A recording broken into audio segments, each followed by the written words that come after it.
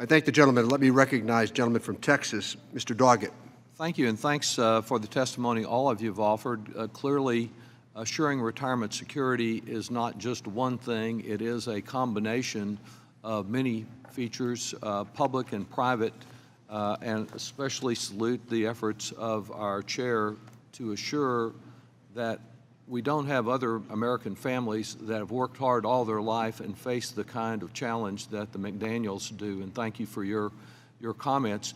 Your comments do, though, also remind me of another really important aspect of retirement security, given what your husband went through and what you've gone through, and that is that we cannot have true retirement security unless we also have health security for those who are now in their golden years.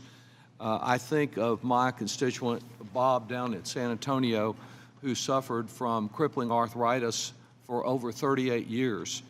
He and his wife are retired. They live on a combination of the savings, the private retirement that they work for, and Social Security, but they've watched the price of the medication that Bob relies on skyrocket over the last 15 years from $200 a year to $22,000 a year.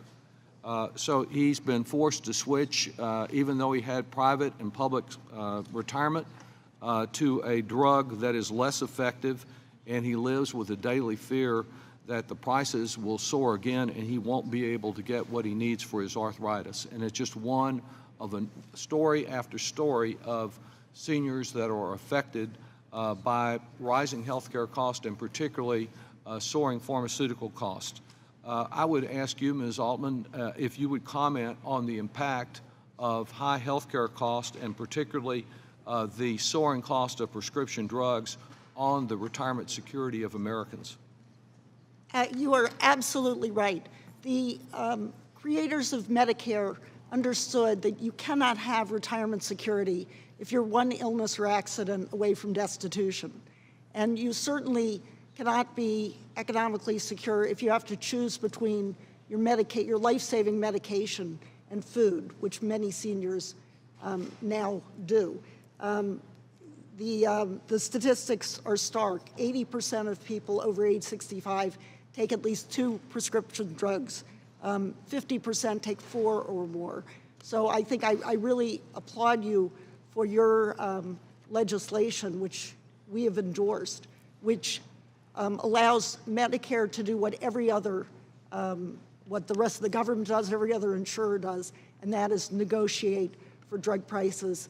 That is part of retirement security. And as important as Medicare has been and a lifesaver for so many retirees, it does not provide protection against the prescription price gouging that has been occurring. Would you comment on how the negotiating of drug prices will help assure retirement security? Absolutely. It is really, as I say, common sense that an insurer, which is the federal government through Medicare, negotiates for the best prices. We pay more for pharmaceuticals than any other country in the world, and taxpayers pay twice because we pay out of pocket for them.